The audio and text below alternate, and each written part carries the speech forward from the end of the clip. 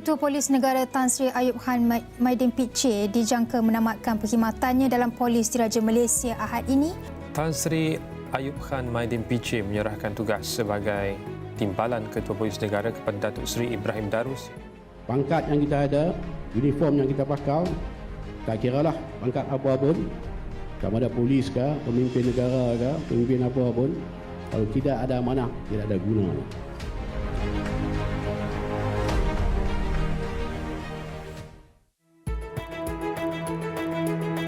Setiap insan mempunyai sebuah permulaan. Namun, hanya segelintir yang mampu mengubah permulaan itu menjadi sebuah legasi. Pada 27 Julai 1966, di bumi Kedah Darul Aman, lahirlah seorang anak yang suatu hari nanti bakal menggalas amanah besar menjaga keamanan negara. Beliau ialah Tan Sri Ayub Khan Maidin PJ, anggota polis yang berkhidmat sejak 35 tahun lalu sebelum dilantik sebagai timbalan Ketua Polis Negara dari tahun 2023 hingga bersara wajib pada tahun ini. Pada tahun 1991, beliau menyertai Polis Diraja Malaysia PDRM. Di sinilah bermulanya perjalanan panjang seorang pegawai muda yang memilih untuk mengabdikan seluruh kehidupannya demi tanggungjawab dan keselamatan negara. Sepanjang berkhidmat, Tan Sri Ayub Khan pernah memegang beberapa jawatan penting dalam PDRM, antaranya Ketua Polis Johor, Pengarah Jabatan Siasatan Jenayah Narkotik JSJN dan Pengarah Jabatan Siasatan Jenayah JSJ sebelum dilantik sebagai timbalan Ketua Polis Negara pada Jun 2023.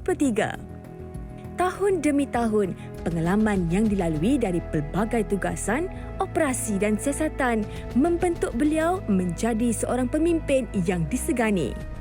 Keberanian, ketegasan dan integriti sentiasa menjadi prinsip yang dibawa beliau sehingga kini.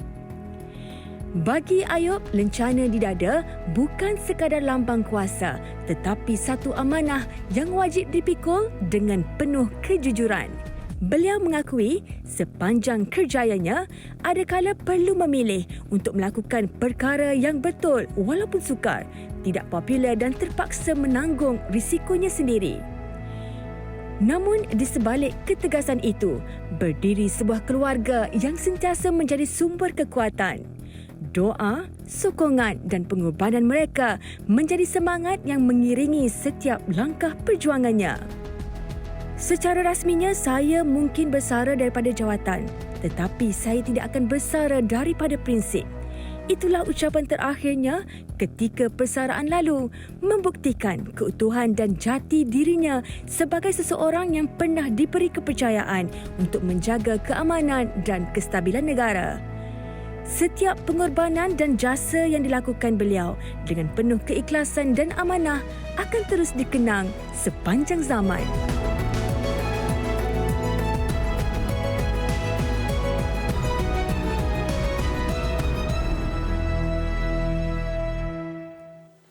Itu dia sedikit bingkisan mengenai hero yang akan kita raikan hari ini, Tan Sri Ayub Khan Maidin PJ yang telah pun berkhidmat dalam PDRM selama 30 tahun. 35 tahun. 35 tahun bayar saya. Bayar awak. You wish lah, Nana. Tapi Assalamualaikum Tan Sri, selamat datang ke Borak Sini. Waalaikumsalam warahmatullahi wabarakatuh. Okey, kita tengok pencapaian. Tak senang sebenarnya jadi polis ni kan, sebab saya sebagai seorang anak polis, kita faham. Kadang-kadang kita nak jumpa bapak kita pun payah. Kan memang sangat sibuk pekerjaannya. Tapi kita nak tahu mengenali Tan Sri sebagai seorang tokoh keselamatan negara yang cukup disegani. Kalau kita nak tengok perjalanan hidup tu bagaimana ianya bermula. Saya sebenarnya tak polis ni bukan cita-cita saya pun. Bila saya keluar universiti, sebab saya bidang perusahaan penjagaan. Berjaya finance, saya memang target saya nak kerja dengan bank. Financial institution. Jauh tu tahu Tan Sri. Saya dah kerja dengan syarikat swasta pun, tapi sementara nak menunggu tawaran bank ni kan, pergi interview banyaklah. Kawan saya yang isi borang. Belajar balik dari US kerjaan saya. Dulu tak ada online. Saya kena pergi ambil borang kan, isi borang. Saya dapat panggil interview, dia tak dipanggil interview. So saya pergi interview polis. habis interview tu, dia orang tersuat lah. Anda adalah calon simpanan. Anda akan diterima kalau ada orang tolak lah. Okey. So saya pun Waiting okey, list memang tak ada lah kan. Teruskan kerja dengan cakap swasta tu. Tapi seminggu lepas tu dipanggil. So saya pergilah training. Lepas training 3 bulan tu, dulu training dah lain. Ya. Pagi petang kita kawat. Saya kan dah hitam kan. Tambahlah hitam lagi. Allah. So barulah tawaran bank sampai kan. Jadi dah sampai tu saya ingat kita pun dah training kan. Saya teruskan dalam polis lah.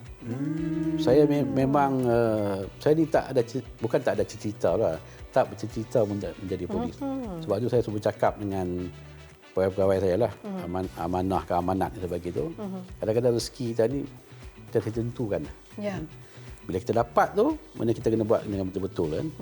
So itulah sedikit sebanyak saya punya bagaimana bentuk polis ni. Banyak orang kata berminat lah sebagainya. Tak.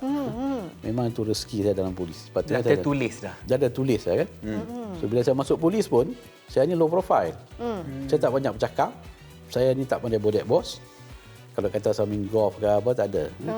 So jadi pegawai yang lama dulu kata, Ayub, you ni tak boleh pergi jauh lah. Kan? So saya pun beranggapan sebab saya masuk kadet ASP kan. Saya ingat kalau saya pencen ACP kan, ACP. Assistant itu pun dah alhamdulillah kan. Tapi alhamdulillah walaupun saya tak ada kabel, mungkin bos-bos saya dulu yang lihat kita segi prestasi kita ya. So saya dapat juga dinaikkan pangkat sehingga ke DIG lah kan. Walaupun ramai orang berharap bila saya naik di DIG 2023 saya akan naik DIGP. Tapi itulah ketentuan Allah. Ya. Maksudnya kamu Ayub pangkat dalam polis adalah DIG. Kita terimalah. Kalau banyak orang kata, adakah Datuk kecewa? Kecewa memang kita kecewa lah. Kita dah menunggu di pos tu kan. Tiba-tiba ada orang yang melompat kita kan. Bukan bypass tu tak lah mana ini kan. Memang kita terasa. Tapi kita kena pegang satu benda kan. Kita dalam Islam ada 4 benda kan. Kita usaha, kita doa, tawakal, kita reda. Reda ni memang susah je lah. Kita boleh cakap kan. Di mulut. Di mulut. Tapi hakikatnya itulah kita kena terima bahawa Allah dah tentukan. Setakat itu ya kita. Jadi kita buat secara ikhlas, kita kerja dengan ikhlas. Kita pencen pun dengan tenang. Sebab tu penutup saya waktu saya bagi ucapan terakhir saya waktu serah menyerah tugas tu kan. Saya kata saya mohon maaf, saya minta maaf. Memanglah mesti ada salah, takkan ada salah, kita manusia. Dan yang kedua saya kata saya memaafkan semua orang. Mungkin ada orang fitnah saya, sebagainya. Jadi kita kosong-kosong kan. Kita pergi datang dengan tenang, kita keluar pun dengan tenang. So itu sedikit latar belakang. Dan kata-kata Tan Sri dah menunjukkan betapa berprinsip dan berintegritinya seorang Tan Sri Ayub Khan ni. Tapi apa antara nilai daripada keluarga Tan Sri sendiri yang membentuk kepribadian Tan Sri sehingga hari ini? Saya ni datang dari keluarga yang bukan dari keluarga yang berada lah kan. Arwah bapa ni ada kedai, orang Kedah dia panggil kedai kopi tau. Kedai makan, tapi kedai yang kecil lah, bisnes kecil kan. So memang struggle lah kan. Dan sebab tu orang tanya sebab apa saya pandai buat roti canai kan. Pandai buat roti canai? Memanglah, tak tengok video saya, klip video. Wow. So, umur 12 tahun saya belajar bantu arwah bapa saya kedai-kedai makan. So saya ingat pesan arwah bapa saya lah. Dia ni orang biasa, dia bukanlah ulama apa. Dia kata jangan mengambil hak orang lain. Okey. Pesanan tu sampai sekarang saya pegang. So dalam konteks integriti ni, kalau kita tak ada amanah, kita akan ambil rasuah. Rasuah tu bukan hak kita tau. Itu hak orang, kita ambil duit tu kan. Jadi sampai sekarang saya pegang tu lah. Sebab tu banyak orang dalam, sama ada di luar sana tu dalam polis pun, dia orang kata, apa Datuk Ayub tak habis-habis cakap pasal rasuah. Tak habis-habis cakap pasal integriti. Bagi saya, kalau kita sebagai manusia, tak kira lah kita polis ke, kita pelakon ke, kita Perdana Menteri ke, kita ketua negara, kita ketua kerajaan ke, politician ke apa pun, orang ulama pun, kalau tak ada integriti, tak ada nilai. You boleh ada lah apa sifat-sifat lain lah. Mungkin you ada kelulusan, you ada pengalaman. Dalam konteks polis kita ada aset yang banyak. Tapi kalau pegawai atau anggota tersebut yang mengendalikan benda tersebut tak ada integriti, tak ada gunanya. Macam tadi orang tanya saya, kenapa isu terbaru yang pilot tu boleh bawa anak terbang. So, kita mungkin ada sistem yang baik. Tapi kalau orang yang jaga sistem tu tak amanah, terlepaslah. Kan? So, amanah, integriti bagi saya, paling nombor satu. Kalau tak ada nilai, tak ada gunanya. Sebab tu daripada sebab saya bukan keluarga yang orang kata orang ulama ke orang tak ada. Cuma datuk saya memang ulama besar je daripada India. Madras, imam besar kat sana kan. Tapi ada apa-apa tu kurang sikit. Saya pun biasa je. Tapi kita ada prinsip. Ya. Kita kalau manusia ni tak ada prinsip, tak ada guna. Kan? Orang boleh cakap apa pun, saya lah dalam konteks saya, kritik saya ke, tak setuju dengan saya ke, saya ada banyak ambil tindakan terhadap pegawai ataupun anggota terlibat dalam salah laku. Saya tak kira pangkat. Kan? Boleh tengok rekod saya. Saya bukan cakap A buat B, tak ada. Saya cakap A, saya akan buat A. Kan? Banyak pegawai saya, pangkat superintendent, sek pun ada yang saya ambil tindakan. Kalau melintasi garisan saya ni, memang saya akan ambil tindakan. Jangan cuba-cuba. Okey, kita tahu sepanjang lebih daripada 3 dekad berkhidmat. Mungkin ada cabaran yang paling besar yang kalau kita fikirkan balik menguji ketahanan fizikal, mental Tan Sri waktu berkhidmat. Saya rasa setiap pegawai polis, anggota polis, memang kita ni banyak pelbagai cabaran lah. Pegawai dan anggota memang ada, macam saya, cabaran saya lain. Saya masuk polis 1991, bila saya 93, 92 saya dah start kerja buat IO. IO zaman dulu memang pegawai penyiasat lah, memang kerja memang beban lah. Dia panggil pegawai penyiasat rojak. Kita siasat semua. Kalau kita naik petugas 24 jam tu, bapak dia pun polis kan. Kes dadah ke, kes bunuh ke, kes sambung, semua kita siasat. Tapi sekarang dah ada dah. Kalau komersial. Narkotik. CID. Dulu tak ada.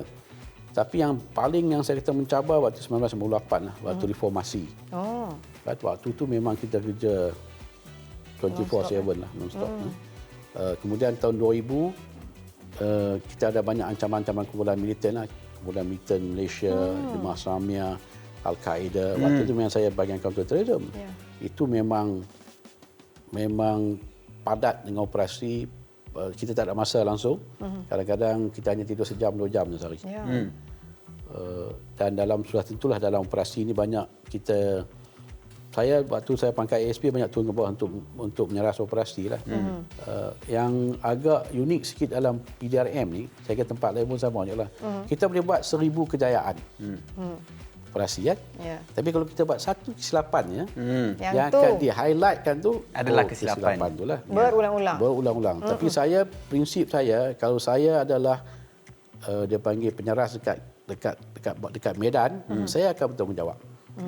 Saya tak bagi bos saya sentuh pegawai saya. Saya adalah ground commander. Ada satu insiden tu, kita nak hantar seorang suspek yang terlibat dalam buat dokumen palsu untuk penganah antarabangsa warga negara Maghribi. So ada masalah teknikal sikit. Patutnya dia berlepas naik pesawat yang kita sediakan. Tapi saya ada nasihat bos saya yang atas tu. Saya ada kaedah saya sendirilah. Tapi sebab bos tak ikut saya punya pandangan, so pesawat tu berlepas tanpa suspek ni diletakkan dalam pesawat lah. Jadi dia orang isu, ini Datuk Ayub, Pak Ayub melepaskan seorang pengarah. Tapi bukan terlepas, pesawat yang berlepas awal. Tapi bila pengarah saya nak ambil tindakan dekat pegawai saya tak bagi. Yalah. Walaupun pangkat saya kecil tu, ASP saya kata kalau Datuk nak ambil tindakan dekat kes ini, saya adalah ground commander. Saya bertanggungjawab. Jangan sentuh pegawai-pegawai saya. Dan saya seorang yang kena tindakan. Yang lain tak kena. Bagi saya, prinsip saya, kalau saya yang bos, saya bertanggungjawab. Setiap kejayaan kepada kebiasaan. Kalau kejayaan, ini saya punya kejayaan lah. Saya yang seras. Tapi bila gagal, bukan saya, dia tak ikut cakap dia. Saya tak. Sebab tu pegawai-pegawai saya ni, dengan yang kerja dengan saya ni, daripada pangkat pelatih inspektor masuk dengan saya sampai sekarang dah sub SC pun, dia orang bangun tidur malam ni excited nak bangun awal esok nak pergi pejabat. Sebab environment kerja tu lain dengan saya. Saya groom pegawai-pegawai saya, pegawai muda dia untuk di expose. Dia orang pergi ke overseas, pagi lecture walaupun pangkat inspektor tau, PI. FBI jemput dia orang. Lagi Ilya daripada Bangkok sebulan, Jesse Lex Semarang kan. So dia orang di-expose, dia orang di-groom. Dan dia orang ni lah pegawai yang ada, yang banyak sampai sekarang pun, dia orang masih lagi teringat lah. Datuk tak ada, Datuk dah keluar. Dulu saya keluar pergi Johor kan. Operasi dah kurang kan. Itu saya kata yang paling penting pemimpin. Jadi kita nampaklah dalam setiap orang kata peringkat kejaya Tan Sri sendiri ada cabaran yang berlainan yang Tan Sri pernah lalui kan. Tapi pernah tak ada detik di mana Tan Sri rasa macam this is too much? Rasa macam nak berputus asa, rasa macam kejaya ni memang agak melampau lah juga. Stres sangat. Terpaksa buat pengorbanan keluarga dan sebagainya. Ada tak detik sebegitu Tan Sri? Putus asa tak ada dalam dictionary saya. Tak ada. Kamu saya tak nak putus asa. Kan? Kalau saya nak putus asa, lama saya berhenti polis. Tak ada. Tak ada. Saya banyak cabaran saya hadapi sepanjang karier saya kan. Saya teruskan juga kan. Banyak pegawai kawan-kawan saya yang masuk sekali dengan saya, bila sedikit ada masalah, dia orang resign. Banyak resign. Batch saya tu ada dekat 28 orang, cadet ASP kan. Ada yang bila keluar order kan, bila habis training, keluar order, dia pergi tempat yang mencabar macam DIS, D9, dia resign terus. Jiwa tu kena kental. Saya tak ada. Saya tak naik pangkat kan. Saya di bypass ataupun walaupun kita senior, kita tak nak orang lain naik pangkat. Banyak kali saya. Ya. Tapi saya tak resign. Saya kekal juga. Sebab tu saya kata, saya selalu bagi tahu pegawai saya dan keluarga saya, jangan putus asa. Kalau kita mudah putus asa, kita tak akan pergi ke mana. Kita sikit-sikit maju, sikit-sikit putus asa, sikit-sikit tak sujud. Macam contohnya bila saya tak naik ke IGP punya post kan. Ramai orang kata, kenapa Datuk Ayub tak naik? Kenapa Datuk naik? Saya kata memang bukan rezeki saya. Tu banyak orang expect saya akan resign. Kan? Sebagai protes lah. Saya tak resign. Kan, saya teruskan juga. Tu kalau resign tu macam dah putus asa lah tu kan sebenarnya. Tak setuju macam tu kan. Tapi sebagai pegawai polis, berkhidmat selama lebih 35 tahun kan. Pengorbanan pada keluarga tu. Sebab saya tengok sendiri ayah saya kan. Bila dia dah bersara, bila dia cakap, nyesal abah tak spend time dengan anak-anak abah kan. Macam itulah. Sebab memang sibuk. Sebab tanggungjawab tu lebih besar kepada negara. Macam Tan Sri sendiri macam mana pengorbanan untuk keluarga? Saya kata semua pegawai polis dan anggota polis memang dia orang terpaksa meningkatkan keluarga dia orang. Saya tu cakap dengan pegawai saya, kalau kita bandingkan pegawai dulu dia panggil PGA je lah. Pasukan Kelangkaan dulu PPH, polis hutan. Dia orang masuk dalam hutan ni untuk melawan komunis. Kadang-kadang 3 bulan tau. Kita ni apalah sangat, kadang-kadang kita tak tidur sehari 2 hari. Baru sehari 2 hari. Kita tak jumpa keluarga kita mungkin sehari 2 hari je. Tapi pegawai dulu, dia orang keluar pada rumah ni untuk pergi operasi, belum tentu balik tau. Betul. Ya Allah. Kalau balik pun mungkin putus kaki, putus tangan. Kan? So kita ni apa sangat? Kan? Bagi saya kecil sangat. Tapi kalau dalam konteks ni memanglah macam saya pun, saya bernasib baik sebab orang rumah saya pun polis juga. Jadi orang perempuan ni kadang-kadang dia cakap faham, kadang-kadang dia pun tak faham. Kan? Dia faham. Tapi kadang-kadang dia tak faham juga. Tapi anak-anak saya pun dah biasa kan. Jadi itu lumrah, bukan saya seorang. Semua macam tadi dia pun cakap kan, bapak ini biasa. Polis ni bila kita masuk polis tu, kita dah angkat ikrar kita. Kita 24/7 lah. Polis ni dah bukan macam pejabat alam lain tau. You jangan ingat you masuk pukul kerja pukul 8. Pukul 5 bos telefon tak ada jawab. Tak ada. 24 jam tau. Ni bos ke pukul 2 pagi pun angkat. Tanggungjawab yang sangat sebab besar sebenarnya. Sebab tu kalau kami polis ni, kalau polis nak minta allowance lebih masa, bankrupt kerajaan. Betul. Nak minta boleh kami minta. Tapi Tan Sri, mungkin kata-kata akhir sikit pada Tan Sri kepada anak-anak muda, generasi baru ni dalam PDRM, apa legasi yang Tan Sri nak tinggalkan kepada mereka ni? Saya rasa kalau nak kata legasi, saya pun tak... bagi saya legasi itu satu benda yang terlalu besar lah.